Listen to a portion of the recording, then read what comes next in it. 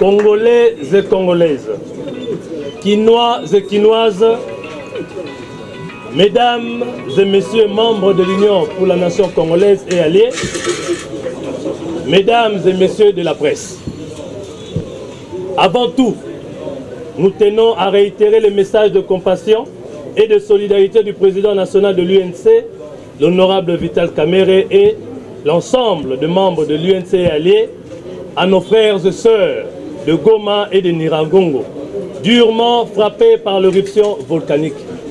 Que toutes nos prières les accompagnent. Nous demandons d'observer une minute de silence en mémoire des victimes de cette catastrophe naturelle.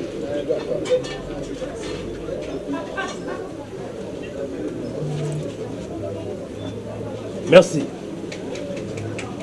L'Union pour la nation congolaise, à travers l'interfédération de Kinshasa, vous remercie sincèrement d'avoir consacré de votre temps pour répondre à l'appel du comité interfédéral à participer massivement à cette marche de demande d'acquittement organisée pour le soutien à notre président national, l'honorable Dr Vital Kamerhe Lwakaningingi Kingi, emprisonné injustement sur base d'une simple invitation, alors qu'il était directeur de cabinet de son Excellence, Monsieur le Président de la République, député le mieux élu de la République, proclamé par la Cour constitutionnelle dans son arrêt définitif comme député national.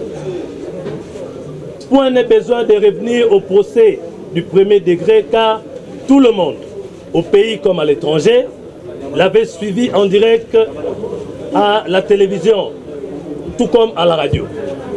Au départ, les charges qui étaient reprises dans la citation à comparaître retenaient à son encontre la signature de contrats de gré à gré et le détournement de l'argent de maisons préfabriquées inexistantes selon le magistrat. Le détournement de l'argent destiné à la fourniture de médicaments par la société Trade Plus dont le promoteur fut arrêté. À ce jour, tout le monde a pu constater que l'honorable Vital Kamerhe n'a jamais signé un contrat. Et nous tenons à défier quiconque de prouver le contraire. En ce qui concerne les maisons préfabriquées, le ministre des Finances de l'époque, donneur d'ordre, a reconnu en homme d'État non seulement avoir réuni les opérateurs économiques bénéficiaires du programme de 100 jours, mais établi le programme de paiement progressif qu'il avait ordonné auprès de la Banque centrale.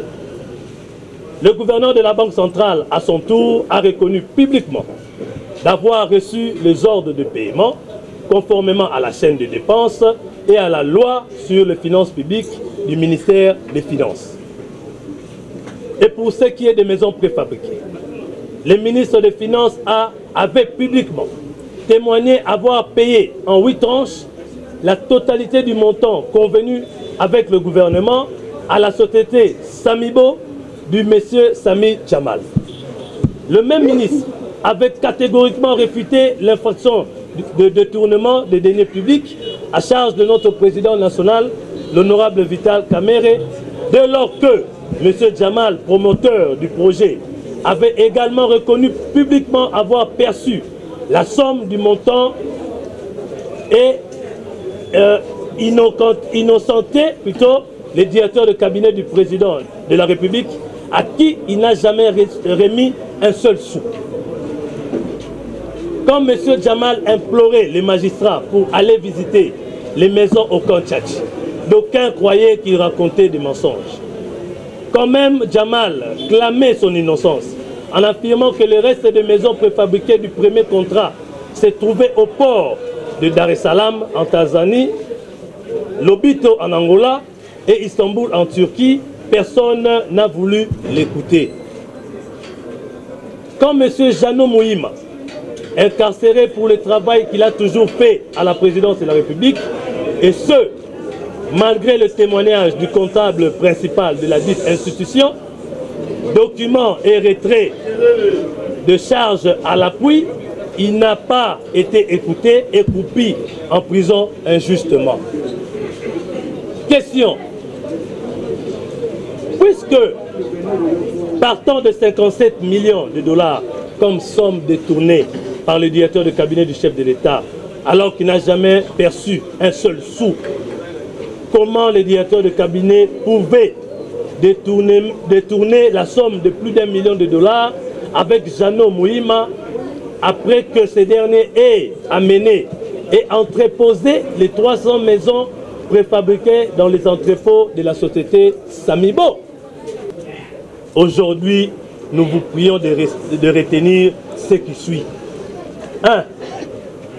Après la visite du ministre d'État, ministre de l'Urbanisme et Habitat, son Excellence Puisse Mwabilou, visite précédée par celle du vice-premier ministre, ministre des Infrastructures et Travaux Publics, sur le site de Kanchachi, il avait déclaré, je cite, image à l'appui, il faut très rapidement procéder aux travaux d'aménagement de ces sites pour éviter que le pluie diluvienne n'emporte ces maisons. 2.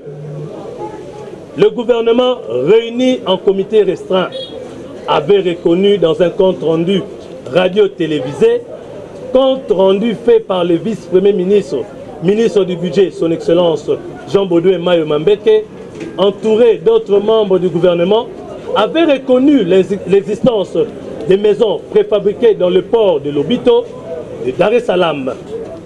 Le gouvernement avait décidé d'y dépêcher une commission.